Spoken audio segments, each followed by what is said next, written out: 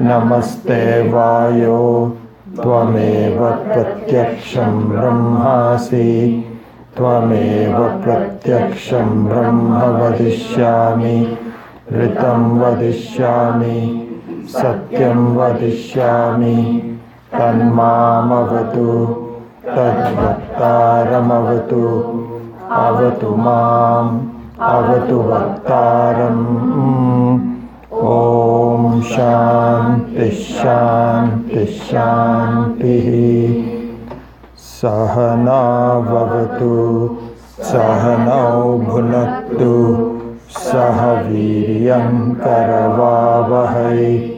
तेजस्विनावधीतमस्तु मा विद्विषावहै ॐ शान्ति शान्ति शान्तिः यश्छन्दसां वृषभो विश्वरूपः छन्दोभ्योऽध्यमृतात् सम्बभूव समेन्द्रो मेधया आस्पृणोतु अमृतस्य देवधारणो भूयासम् शरीरं मे विचर्षणं जिह्वा मे मधुमत्तमा कर्णाभ्यां भूरिविश्रुवं ब्रह्मणः कोशोऽसि मेधया पिहितः श्रुतं मे गोपाय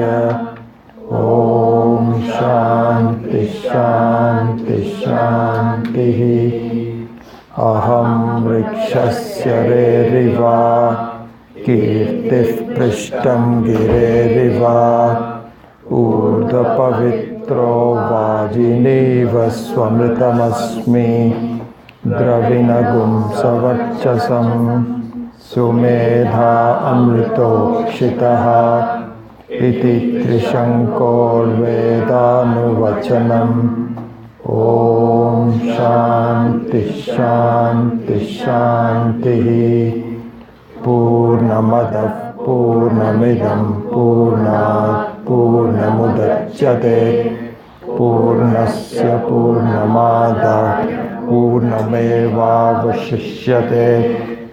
ॐ शान्ति शान्ति शान्ति. So this up this point on, please just follow me. आप्यायन्तु मम अङ्गानि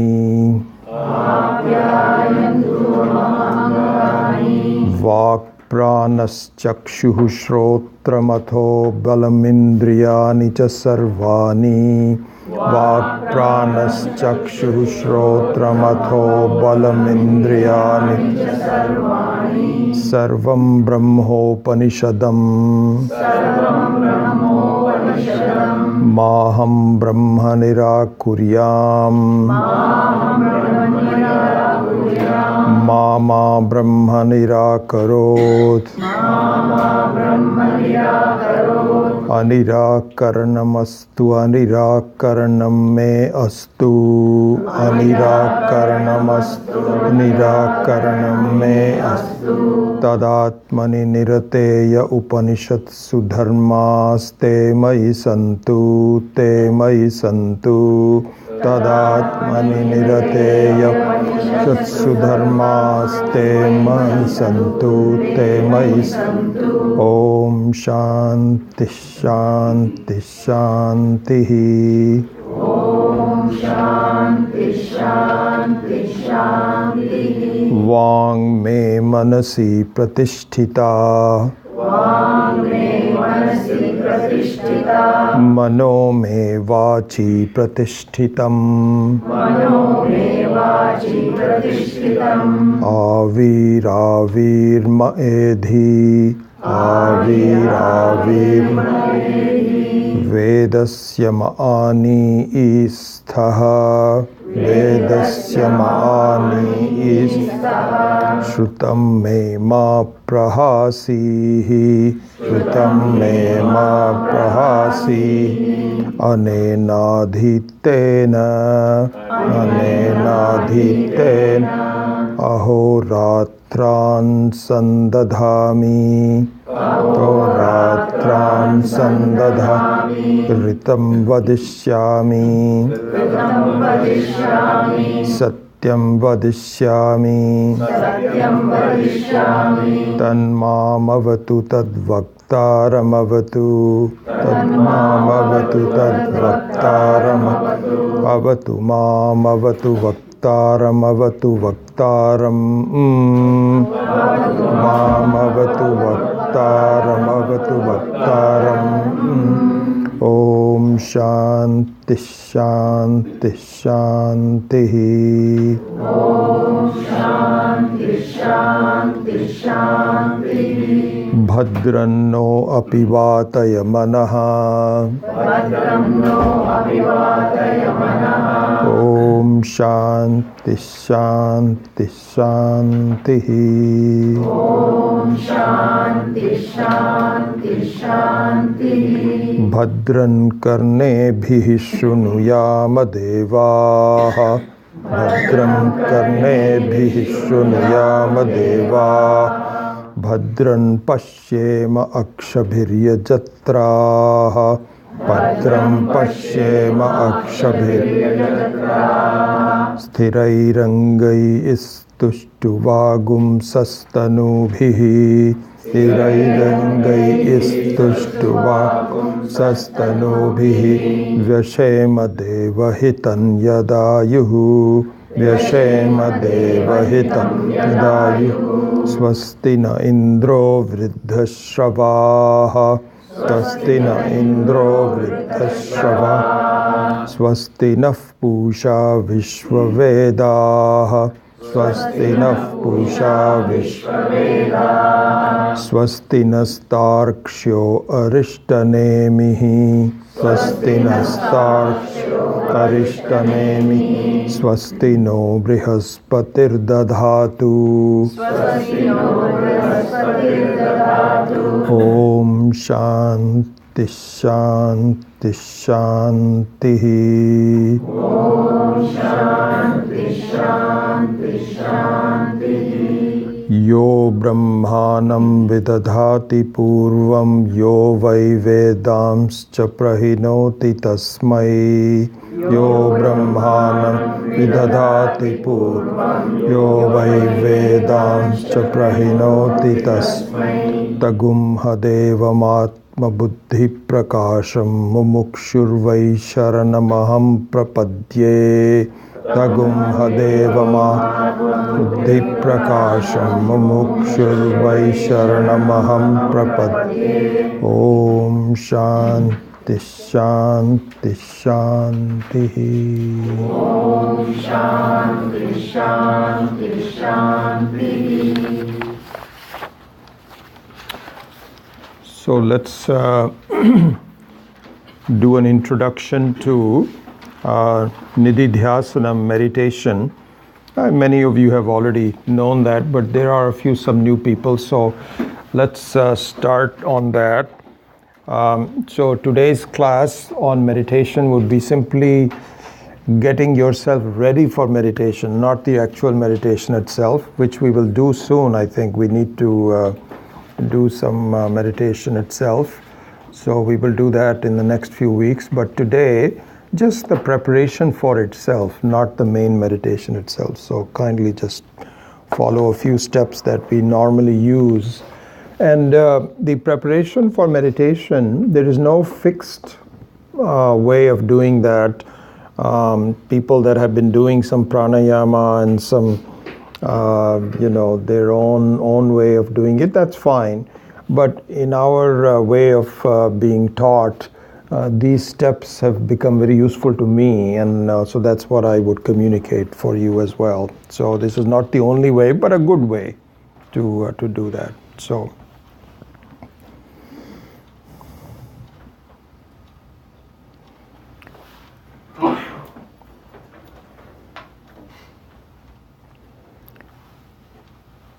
the first step, an important step, is to do a sankalpa. And sankalpa means, in this context, sankalpa means normally in any context it means a promise to yourself, setting up a goal. And so that's still very appropriate here. So in the case of this Vedantic meditation, Nididhyasanam, is sankalpa is useful. What it is this. You first choose a quiet place at a quiet time, relatively free from disturbance. It doesn't have to be absolutely free. There is no such thing as that. There is always going to be something going on.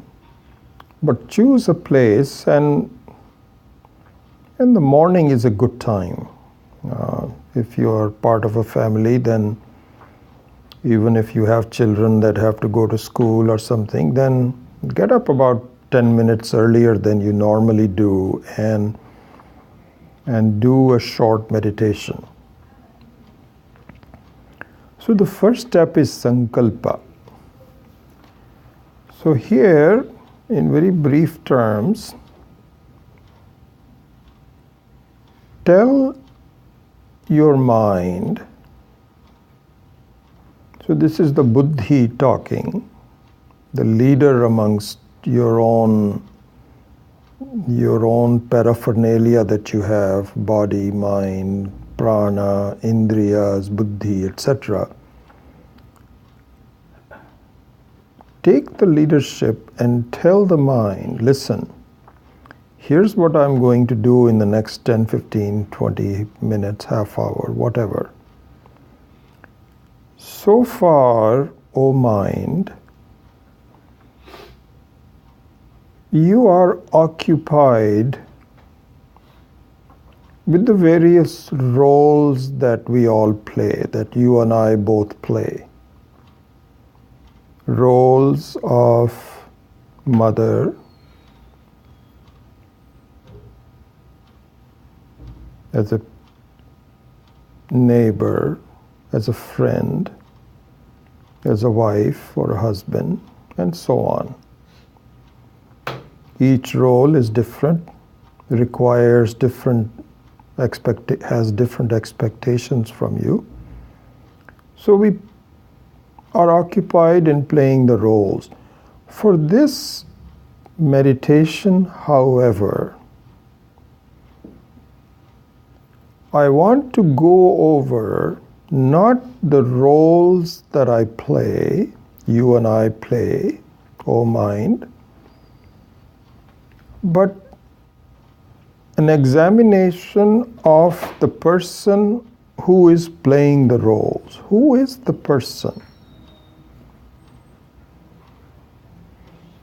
Not the personality, but the person. So this is what I want to do. Is that clear, O mind? Good. Help me fulfill this sankalpa. So this is the sankalpa, where you frame this period so you know exactly what you are trying to do. You may not have done it yet, but at least the sankalpa is very clear.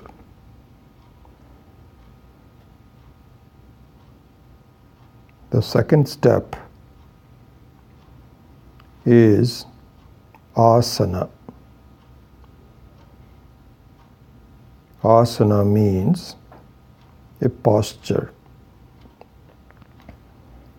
So here in the Brahma Sutra, Vyasa discusses this specifically. What kind of asana should be pursued? It should not be standing. It should not be lying down. It should be sitting. This is recommended and it's quite obvious. In sitting, the Bhagavad Gita also recommends the following couple of steps. Your back should be relatively straight, not slouching forward or back. If you're resting on, if your back is, if you're sitting in a chair, then it is okay to have the back touching the back of the chair, but not leaning back. Your neck and face should be in a straight line with the back, relatively speaking. And the reason for this recommendation is the following. The asana has 3 goals. Just the asana itself has 3 goals. One goal is that for a successful meditation, I should not have any disturbance from my body. This is what is called asana siddhi. The asana siddhi means that for the duration of the meditation, my body doesn't need to move. If you need to move, adjust it in the very beginning. After that, it should just disappear into the background and not raise its hand and say, here, do this, do that. No. This is what is called asana siddhi. So the second portion of the asana is that, which is a consequence of the first step of the asana siddhi, is that it promotes alertness of the mind. It should be quiet, yet alert.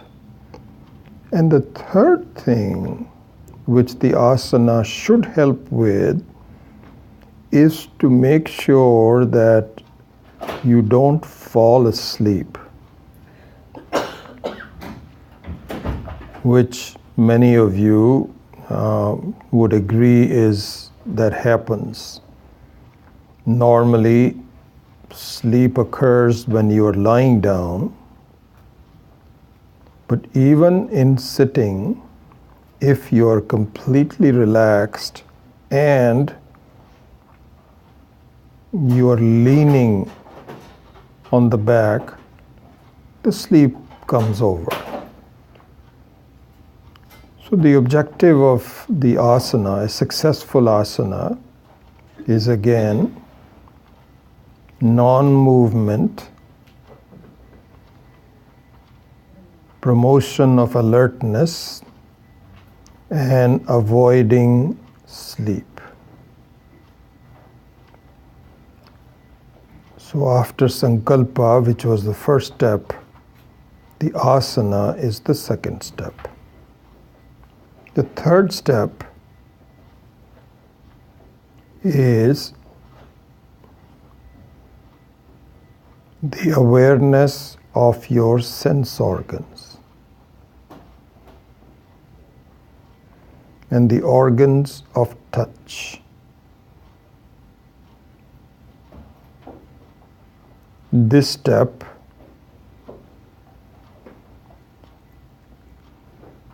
promotes an absorption of your mind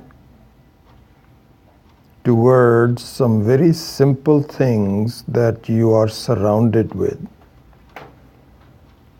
Instead of the mind going in different directions, again associated with roles, as part of the examination of the person rather than the roles, a review of your organs of action and the organs, sense organs, is useful to absorb the mind. So, for instance, just observe the one organ that we all possess, which is the sense of touch.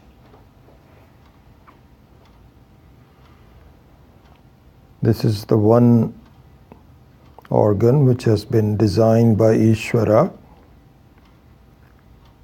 to be not isolated in one part of the body, but distributed throughout the body.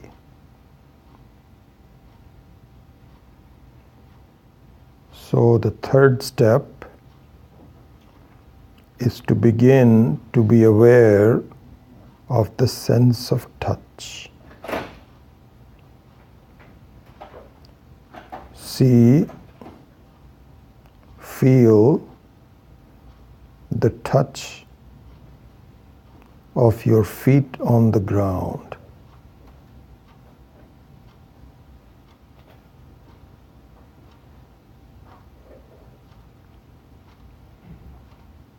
Feel the touch of your body touching the chair.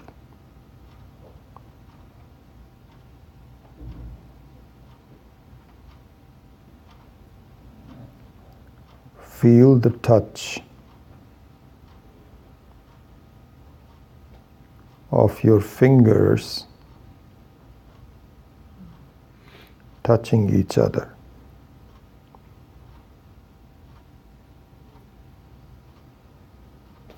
In the asana, the sitting posture, you should have your hands in your lap, hands clasping each other lightly, and the fingers touching each other.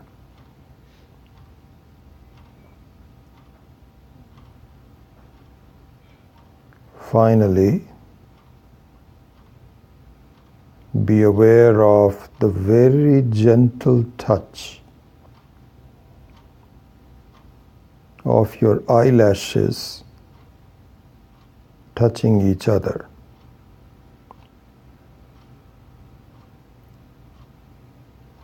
To focus on that,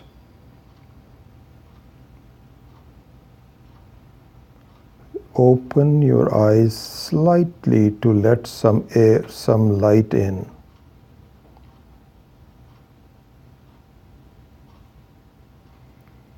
And then close the eyes gently and feel the eyelashes touching each other.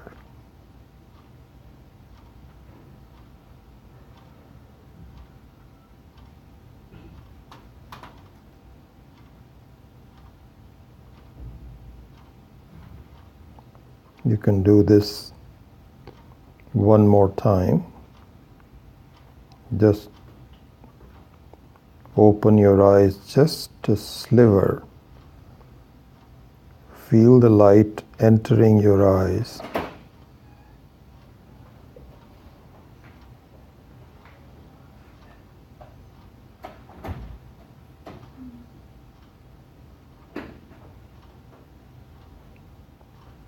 Close your eyes gently, slowly.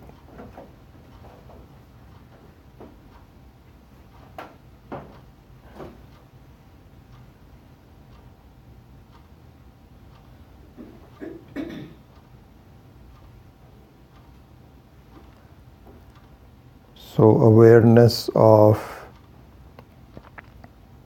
your sense of touch is the third step.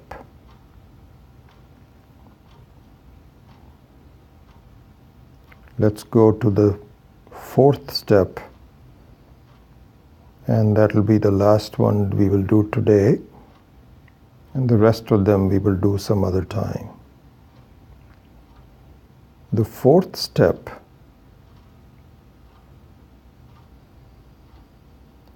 is to be aware of the state of your body.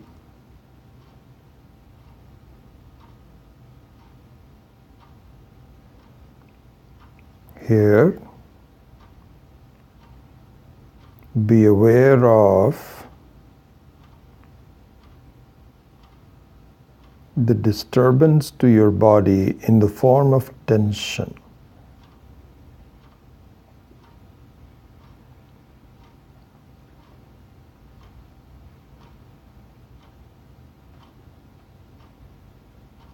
And the way to do that is to start from one end of the body,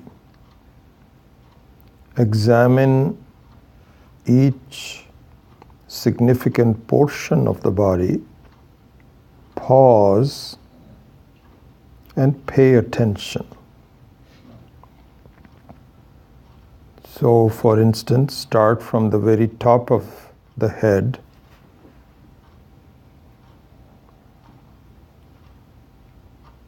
pause at the eyes and the temples.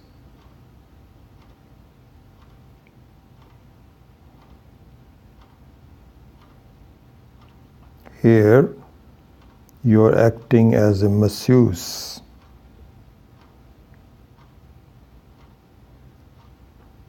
Attentive to the portions that demand your attention. The eyes and the temples. You relax it.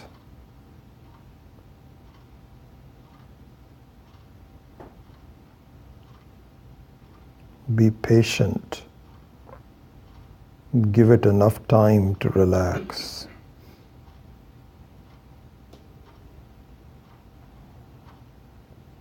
One useful method in expediting the relaxation of a particular part of the body is to do it consciously when you are breathing out.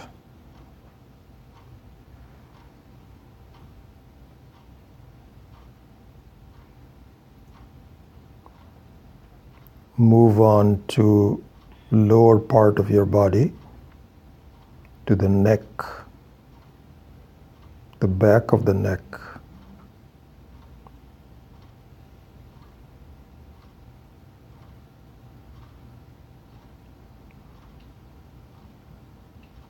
Consciously relax it.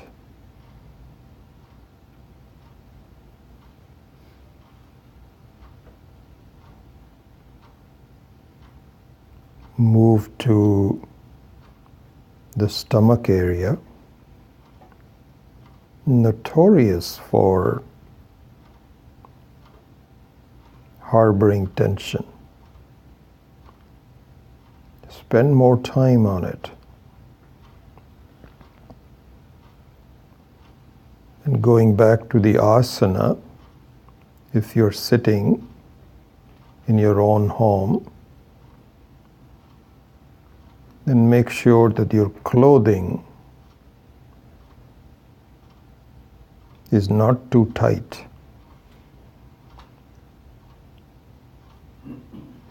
You can even loosen the belt if you're wearing one.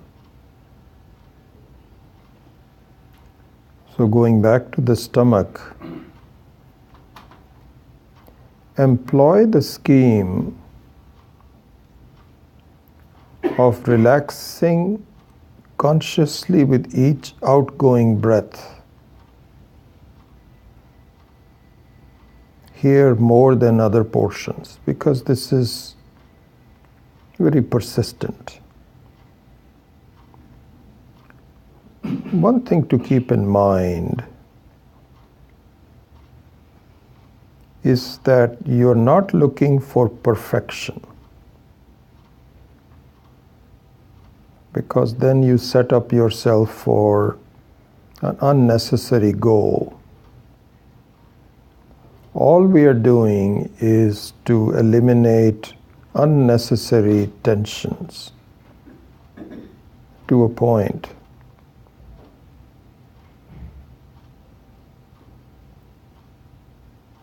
Then continue going down to the lower parts of your body, hips,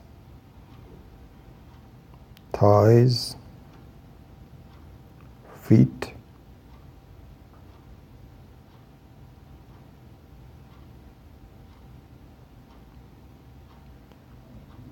So the fourth step is an examination of the state of your body. And at the end of this tour of the various portions of the body, look at it as a unit.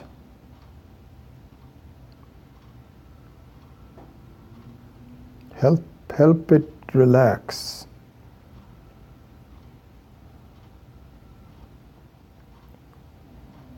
A very useful side effect of these steps that we are going through, you will notice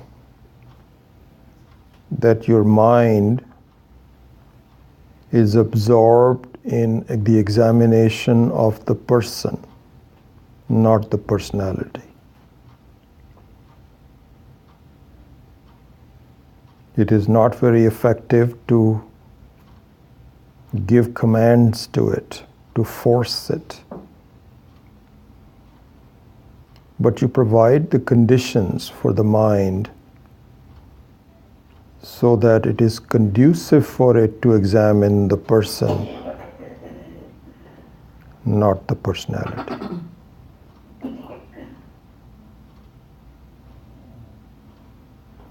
So this is the method that we'll be using in preparing for meditation. And there are some other steps that we will go to, but these are the 4 steps that I thought we will get an introduction to today.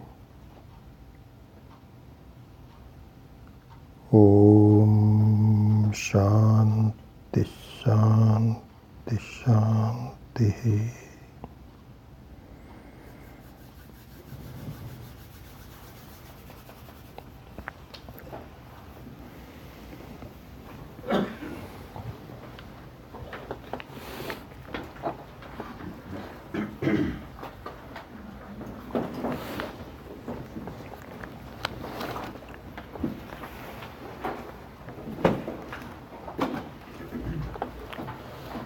So the portion of the Mandukya Upanishad that we are examining from the last few classes that you've seen is an introduction by Adi Shankara, which is called Sambandha Bhashya, or just an introduction to the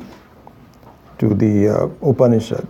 So there we saw that the Upanishad consists of 4 prakaranas, 4 chapters, 4 specific ideas, very carefully designed by the teachers. There's a method behind it. It's not just one, long book, so we might as well divide it into 4 portions. It's not like that. Each portion has a particular, and especially Gaudapada's commentary, has a very particular topic for each of the four chapters, 4 prakarana. So, the first prakarana, if you recall, is called Agama Prakarana. Agama Prakarana. So the Agama, the word Agama, which is also used for Vedas, the word for Vedas is also Agama. So the word, if you look at the etymology of Sanskrit etymology of the word agama. Agama means one that has come. One that has come. This is an important thing. So, we've already seen this someplace else, but I'll mention it again. Your ascertainment of the truth about yourself has three main portions to it: Shruti, Yukti, and Anubhava. So Shruti means an advice from a reliable source. This is what Shruti means. Someone that you have complete respect for, and it may require, for the time being, a sense of trust until it is verified. In fact, I think Shraddha, the word Shraddha means that it means a trust pending verification. This is what Shraddha means. It is not faith. So the English word faith has a different meaning to it. That means don't question it any further, just accept it. This is the meaning of the word faith. Shraddha is very different. Shraddha means, yes, there is a sense of trust. Because I don't quite understand it today, but I will. Very much like really nothing extraordinarily different from our lives. Whenever you have a student that wants to learn, I keep giving the same example, particle physics, and you're a high schooler. And you don't understand what E is equal to mc square is, what particle physics is and all that. You don't understand any of that. But don't you have Shraddha that one day you might, because it is something which has been established by colleges and you just have to prepare yourself for it. You cannot say, I don't understand it because, and therefore I'm not going to study it. No, you can't do that. So the first segment of an ascertainment about yourself is Shruti. That is what Agama means. Agama means one which has been reliably communicated to you by people that you should have trust in, which has been given to us. This is an important thing. In fact, in all of the, not all, but in many of the Upanishads, there are specific vakyas. In fact, if you look at all of the teachers that we study under, they never say, I say this. Of course you're saying it, but you don't say, you know what, I say, and you can even tell me that I always say, this is what I heard from Swami Dayanandji. This is what I heard from Swami Maheshanandji. And they themselves will say, this is what I heard from others. In fact, in the Kena Upanishad, there is a Vakya, I was just reading this. The Kena Upanishad, there is a Vakya which says, Iti shushruma purvesham ye nahas tat vyati chakshire, vyacha chakshire. The meaning of that Vakya in Kena Upanishad is, this is what we have heard. Meaning that it has been coming out from the very antiquity of time. Reliable, unchanging. That's why we don't start a new religion. Anything new religion that is started is not authentic because it is somebody's idea. If you don't, this has been going on forever. Sanatana Dharma. So similarly in the Gita it says, Pura Prokta Mayanagha. I did this from the very beginning. So anyway, so the word Agama means one which has come. And so the meaning of Om, the importance of Om, which we will go into more detail, has already been given to you. Om is a worthy topic which is authentic, authoritative, and useful. This is established in the first prakarana. Okay? Now, I have a question for you. Remember, this is the class where I'm going to teach it slightly differently. This is not going to be just going through as I've been doing up until now, but I thought we would pause and reflect and ask questions and make sure that your meditation solidifies it and so on. This is how we're going to do it. So I have a question for you.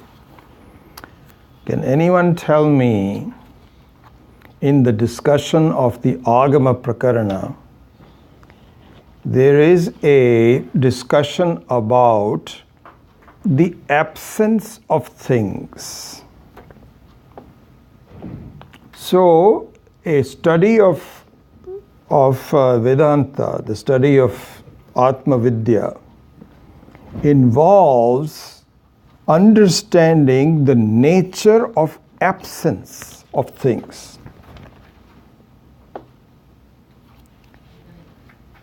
What are the types of absences that we went over? Can anyone tell me? Absence of sound. Duality. So we actually went through, yes, we're in the... In Sushuddhi, that when you have deep sleep, there is absence of things. So this means you're not yet listening. You're not listening. No one has really come to it. Vita? So there are 4 types of abhava. Yes. One is pragabhava, Yes. second is pradvamsabhava, anyonya bhava, and Atyanta. atyanta. That's it. One person is listening.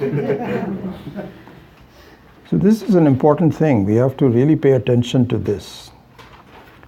So there are 4 kinds of absences.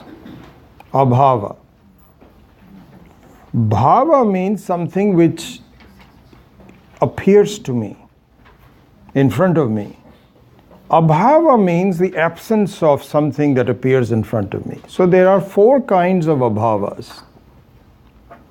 One of them is called prak abhava. I'm going to ask you this again, so make sure this time you write it all down. Prakabhava means the absence before the presence that you are examining. So we saw a clay pot. You're looking at a clay pot. Let's look at a table. So the table was absent at one time. It's called prakabhava. It's more easier to visualize for a clay pot. So before the pot was constructed, it was just a piece of clay. It was really not, it didn't have the shape or the usefulness or functionality or anything of that. It was just a piece of clay.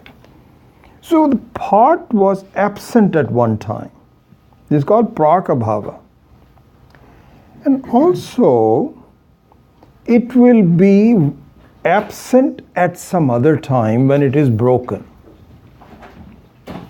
In fact, the word pradvamsa abhava means posterior absence, not prior absence, but posterior. The word pradvamsa is a very interesting word. It consists of pra and dvamsa. Dvamsa means a break, a cessation is called dvamsa.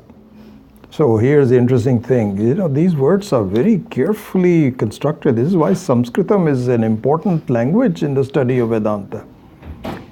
So look at this pot. It happens to all of us.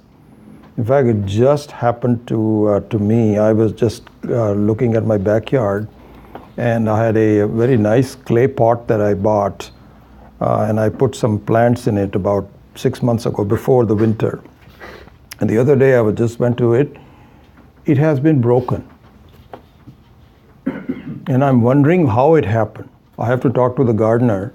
I don't think anybody broke it. Here's how it happened. It was full of clay, and the water went in and expanded the clay and broke the thing. And this is actually interesting. I wasn't planning to even say this, but the word pradvamsa is useful. So it's a very expensive pot. I think I bought, it's about this big. And I paid like $50 for it. And it has broken into some very clean pieces. So I'm wondering, can I put this back together? That is typified by the word dvamsa. Dvamsa means broken. Pradvamsa means it is broken to a point that it cannot come back. Prakarshena dvamsa means pradvamsa. Like a pot is bought, just goes into pieces. There's no chance of putting it together. Anyway, so that is the second type of absence, which is pradvamsa abhava. Okay? Then, the third one is anyonya abhava. So, anyonya abhava means that the pot that you're looking at is still there, but it is not pervasive. It is not everything. So it is limited by things that are not a pot, like it is sitting on a table, so the table limits it. So it's a kind of an abhava. So if your drishti, your vision is that of pervasiveness, which is what it should be. The drishti for the Atma, because all this is relative to Atma, has to be that it should be pervasive in the sense that nothing should limit it, because that alone will call it Satyam. If that is the drishti, then from that perspective, anyonya bhava makes sense. Then the fourth type of abhava is atyanta abhava. So this is an important one to look at. All four are important when we put it together. Atyanta abhava means it is not there at all, not possible. It is not pragabhava, not pradvamsa abhava, not anyonya abhava, but atyanta abhava. Atyanta word again is a very interesting one, is ati antaha. Ati antaha. Anta means an end. A specific end is called antaha. Ati antaha means one which is beyond having any ends or beginnings. Means that it is useless to talk about beginnings and ends and so on. It's beyond that. Atyanta, not possible. So if you recall, we gave an example of the atyanta. Not too many examples of the atyanta, but you can do that. Here Swami Maheswaranji was very good in pointing that I never really saw this aspect of it until I really started to study with Swami Maheswaranji on this point. He said, look at this. And we saw the example. Remember the example that we used for, which was a rabbit, the horns of a rabbit. So the picture this. So you have a young toddler in your house, 2 years old, 3 years old, becomes 3 years and so on, and is still examining the world around it. And it touches some animals that have horns, like deer. Deer have horns and so on. In fact, this is a good example because my garden is inundated with animals. And deer and rabbits, all these examples are right there in our house itself. So the deer have not the female deer, but the male deer. They have horns. All, I guess, I don't know who has or not, but anyway, horns. And so similarly, you have cows that have horns, buffaloes that have horns. And this kid sees a rabbit with 2 ears sticking out. The child doesn't know whether the ears sticking out are horns or not.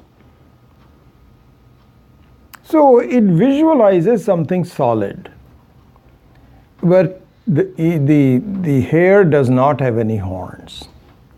But look at this. This is an important thing to see. It visualizes a horn on a rabbit, when in fact it is not there. Okay? Now let's put all four of them together. So the example here of seeing a snake in a rope is an important one. It's very important. This is why some of these examples are repeated all over in Vedanta, because they are really the stepping stones for you to get a grasp on your life. It's not ordinary examples. So seeing a snake in a rope, let us now analyze the four types of abhavas for the snake. Does it have prak abhava? So the prak abhava means something which was constructed right in front of you, or perhaps someplace else. It doesn't do that. Does it have pradhyamsa abhava? Pradhyamsa abhava. It does not have, because if it had pradhyamsa abhava, you know what will be the real meaning of pradhyamsa abhava? That you killed the snake. You killed the snake. You don't kill the snake, because there is no snake to begin with. Only if something is there, you can kill it. If a real snake is there, then you can kill it. But an imaginary snake, you cannot kill it. So pradhyamsa abhava also it doesn't do. It does not have anyonya bhava. Why doesn't it have anyonya bhava? Because an anyonya bhava means that two vastus must both be present and limiting each other. So the table limits the clay pot, and the clay pot limits the table. The rope and the snake don't limit each other. Amazing. You see something in the rope, you don't see the rope at all. If you saw the rope, then the snake disappears. If you see the snake, then the rope disappears. So it is not anyonya bhava.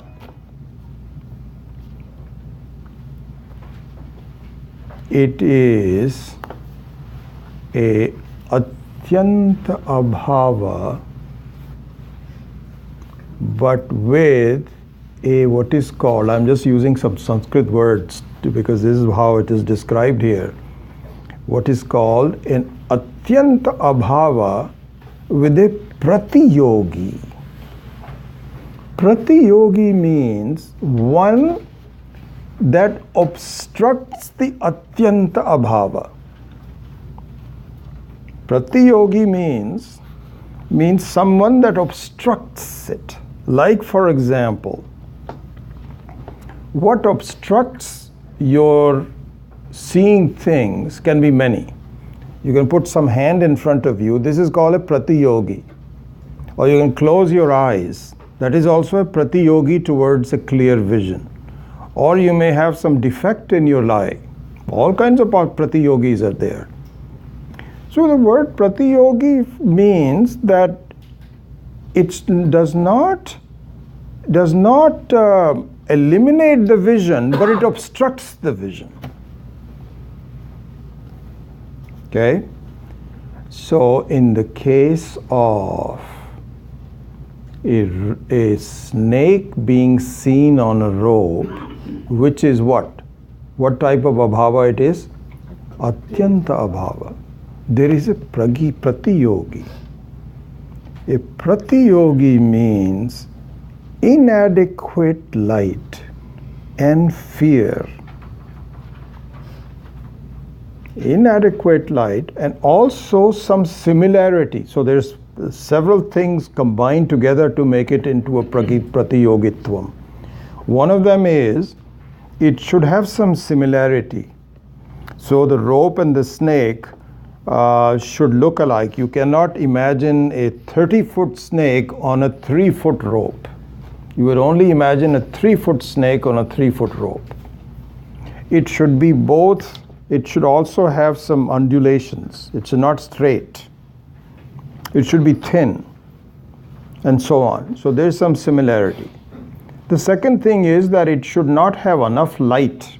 If you have no light, there is no problem. If you have enough light, there is no problem. This halfway between is a problem. And then you also should have some fear, which means samskaras from your previous experiences.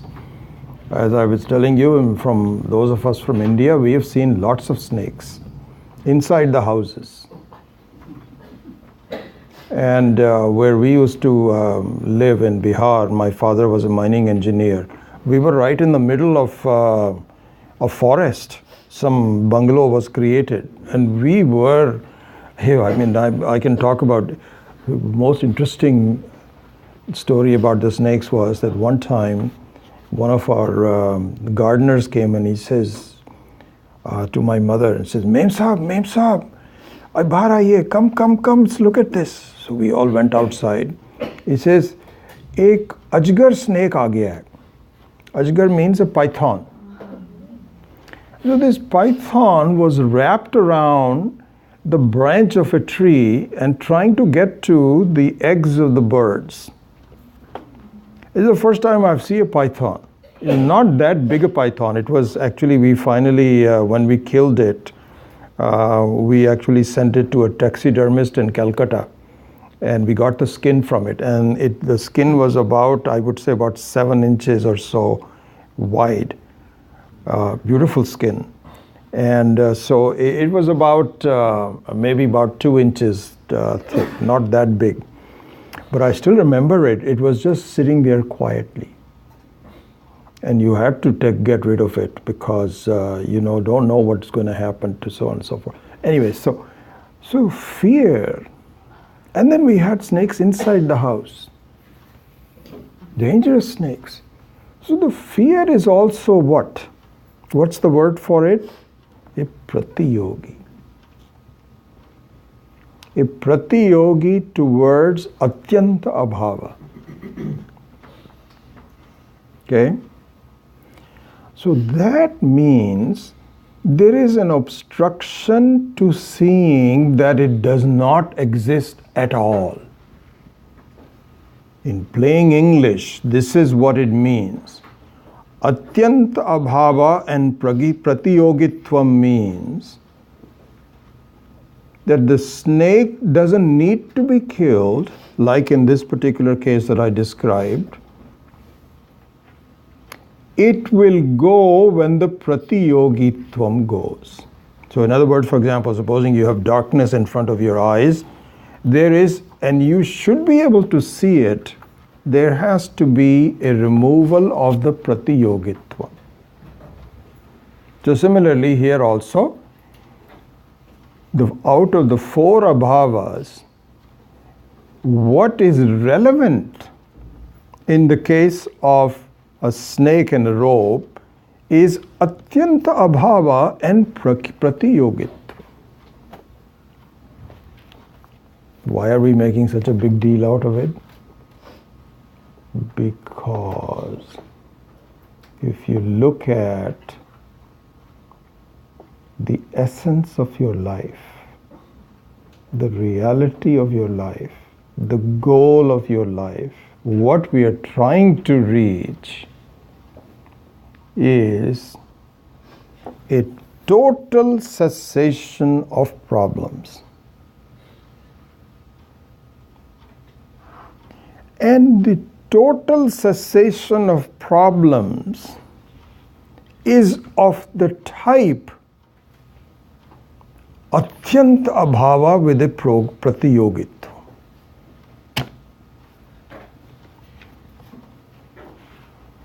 It is not the type of pragabhava. It is not the type of pradhyansa bhava.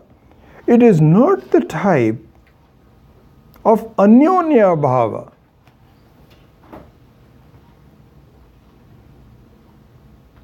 It is not, so for example, the anyonya bhava could be deep sleep.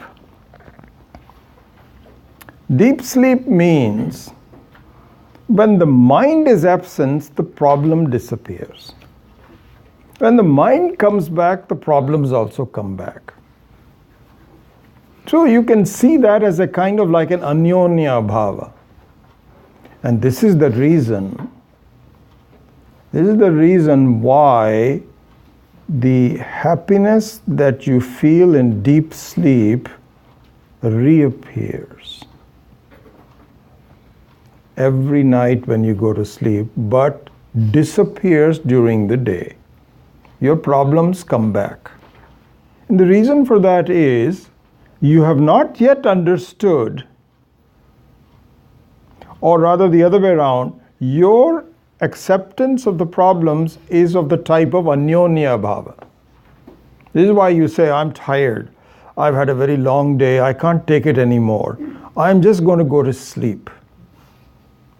And what that reference means is that I know the problems are still there, I'll face it tomorrow, but for a while let me just go to sleep. This is anyonya bhava. You recognize the reality of the problems. You also recognize the possibility of escaping from the reality of the problems for a short time. You recognize that. You accept it. That's the model that you're following. Which is wrong. Wrong in the sense, this is where we have to go. I have to understand that the problems of the world, that they appear before me, fall under the category of atyanta abhava with pratiyogitvam. This is an important thing.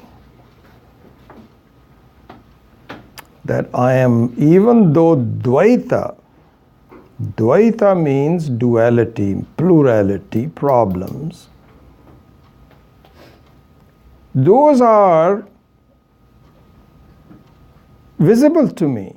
I experience it. It's not as though we deny it. But the dvaita is a point of view which one day will disappear. It has pratiyogitvam. It is kind of like a toddler who has not inquired into, once the toddler becomes 4 or 5 years old, these days education comes even faster than used to before. By kindergarten, the kids are very smart already. They have already half of the life they've already experienced. By that time, the kid will know that this is just a rabbit who can never have a horn. Never have a horn. Not possible. It's not like some rabbits have horns, some have it don't. No. Yeah, I think by that time, kindergarten, they all know it. So similarly here also, there, in that example, the pratiyogitvam of the atyanta bhava has been removed. Similarly, for a jnani, this is what we are all trying to do, is, but what we are trying to do, at least the goal has to be very accurate. Where do you place it? And the problem is we misplace it in the wrong segment. We think should be pradhansa bhava. That somehow my life, these problems will go away if I just keep on praying and doing this, that or the other, then I think it'll be okay. And maybe in the next life, this life is gone, I'm not sure that much can happen here. Maybe something can happen, but I'm not sure, but at least if I keep on praying, in the next life I may escape it. This is non-scientific, non-rational, non-logical, nothing. This is not going to happen. Why? Because the way I'm viewing my life is wrong. And so this is summarized in the Agama Prakarana. This is the meaning. I mean, you must be wondering if he is going to spend as much time on the introduction to this Prakarana, once we have, and you are absolutely right. This is a multi-year program. Don't think this is going to be, I remember this, this is a common thing that happens, even when Swamiji's come and so on and so forth. We say, oh my gosh, you know, like in these retreats, Swami Viditatmananda, he has like 9 classes and he's taking some Upadesha Saram or something like this. And 2/3 of the classes have gone by and he has only touched like 3 or 4 verses, and you start worrying about it. Is he going to be able to finish it or not? What's going to happen? We also used to do that. And Swami Dayanand used to say, you know, have you realized that I never finished any of these things? It is just the process itself which is important, whether or not you finish it. So what will happen? You will say, okay, you know what? We did all the verses. It's all finished. That doesn't happen most of the time. So this is a long project. So anyway, so the Agama Prakaranam points out authoritatively how to approach the problem. What is the right solution for it? Because otherwise we are not being true to the problem solving. Anyway, so that's the word. Then the second Prakaranam. Anybody remember the name of the second Prakaranam? Huh?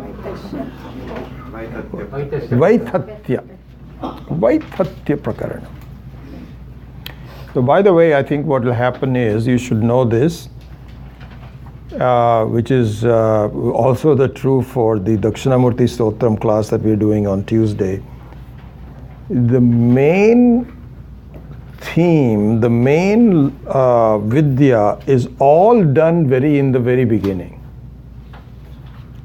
And after that, you are simply strengthening the arguments, and nothing new is presented in the other ones. So the first Prakaranam is the most important one. As you will see even today, I think we can finish. I'm just going to, I don't know how well finish it or not, maybe 5 minutes more. So Vaithatya, the Vaithatya Prakaranam strengthens the first Prakarana by pointing out that, so it's a kind of like a push-pull. I think this is just my way of explaining it. It's a push-pull. Push-pull means that the movement will become much more effective if one person pulls and the other one pushes. So this is the reason I'm saying it. Vaithatya Prakarana means that even though the Agama Prakarana talks about the reality of your life, see? So this is kind of like a pull. It talks about the reality of your life.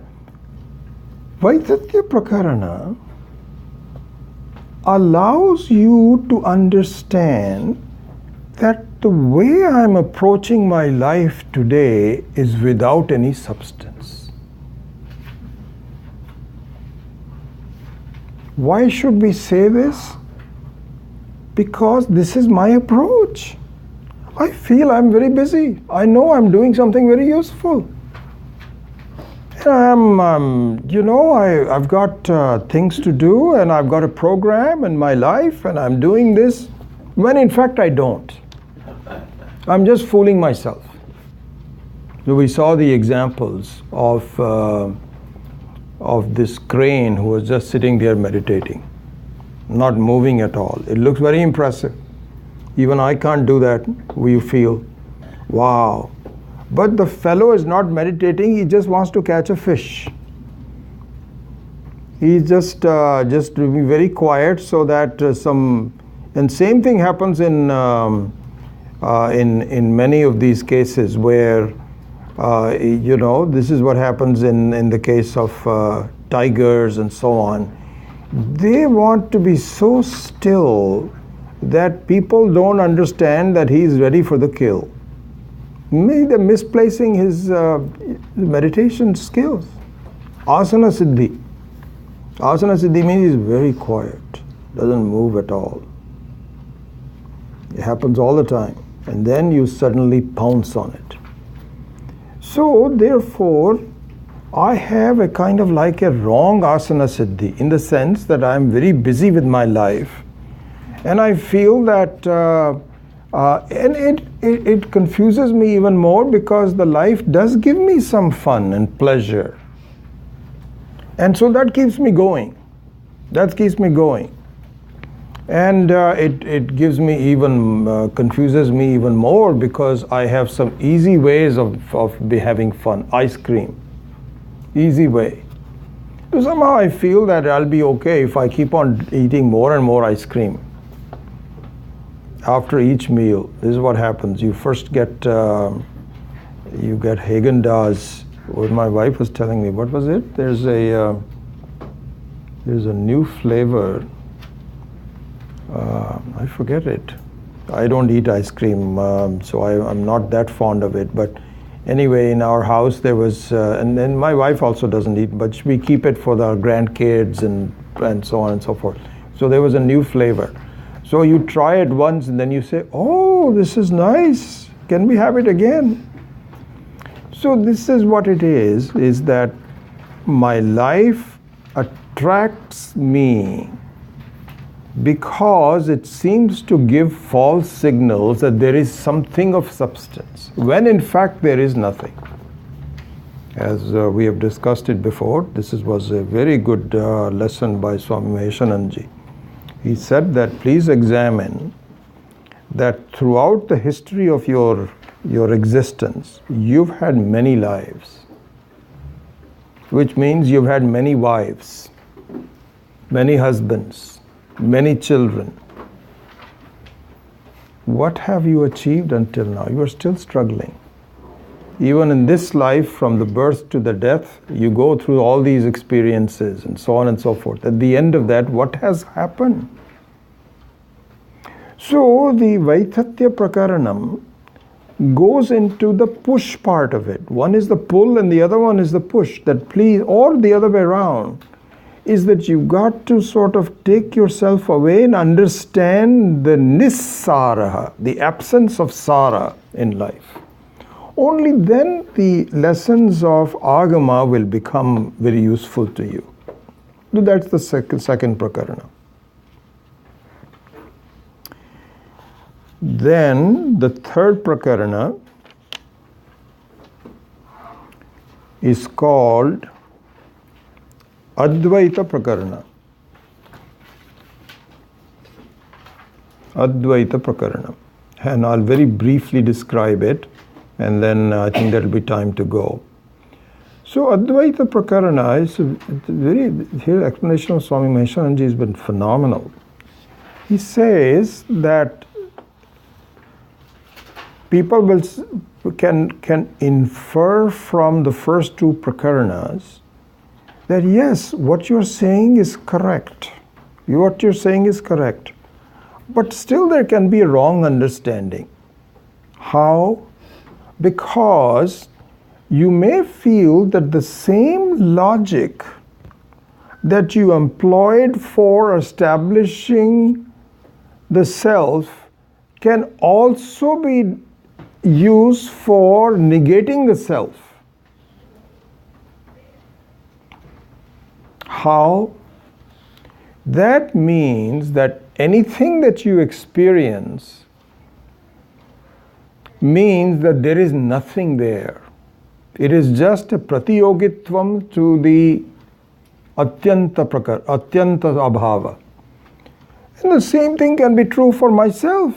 I'm experiencing myself, so therefore it is nothing there.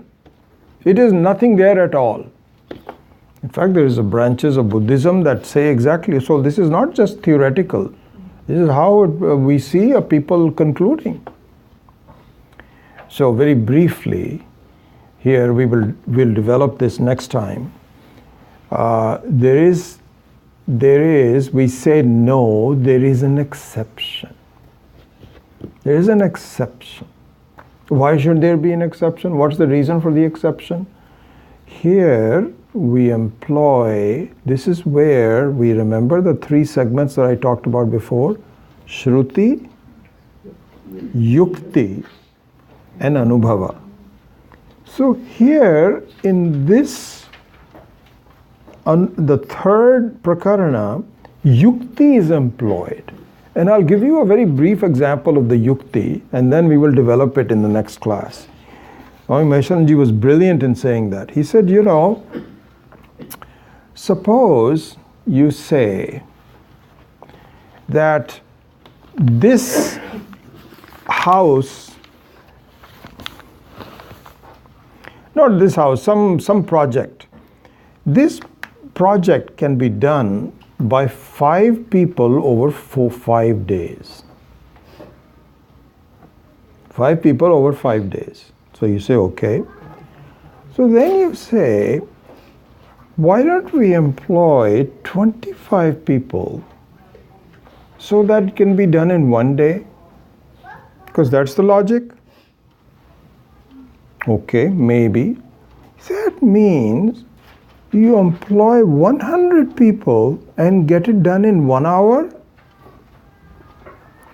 and you employ 2,000 people and it is done in 2 seconds. It breaks down because false logic does not apply. False logic, even though yes, it should apply, but in reality, a thing has to be done in a proper way, So, this is called yukti. So, also, this is an important thing to see. We will develop this further. That, for example, the scientists saying that there is no self which is possible because prove it to me. I have to see it and I have to prove it to me. We say there is an exception. There is an exception. Why should there be an exception? Because this is what I need more time to explain. The self is self-existing. It doesn't need to be proved. What needs to be proved is the pratiyogitvam has to go. And by pratiyogitvam, you find that the duality becomes atyanta abhava. So the third prakarana, which is called Advaita prakarana, goes into why you cannot treat the self the same way as the non-self, because the rules are completely different. This is the logic behind the third prakarana. So we will start with the introduction to the third prakarana and go into the fourth prakarana. Then we will start the text. I was hoping to do it in March. Didn't do it in March. I was hoping to do that in April. April is all gone. May, I doubt whether we can finish it in May. So maybe in June we'll begin it. Let me just say a prayer and then just spend a couple of times on the books. And then we will, sorry that again, no time for questions today. Om Swasti Prajabhyah Paripalayantam Nyayena Margena Mahim Mahishaha Go Brahmanebhyah Shubhamastu Nityam Loka Samastha Sukhino Bhavantu काले वर्षतु पर्जन्यः पृथिवी सस्यशालिनी देशोऽयं क्षोभरहितः ब्राह्मणाः सन्तु निर्भयाः सर्वे भवन्तु सुखिनः सर्वे सन्तु निरामयाः सर्वे भद्राणि पश्यन्तु मा कश्चित् दुःखभाग् भवेत् असतो मा सद्गमय तमसो मा ज्योतिर्गमय मृत्योर्मा अमृतं गमय ॐ पूर्णमदः पूर्णमिदं पूर्णमुदच्यते पूर्णस्य पूर्णमादाय पूर्णमेवावशिष्यते ॐ शान्ति शान्ति शान्तिः हरिः ॐ श्री गुरुभ्यो नमः हरिः ॐ. So, couple of things. One is the Gaudapada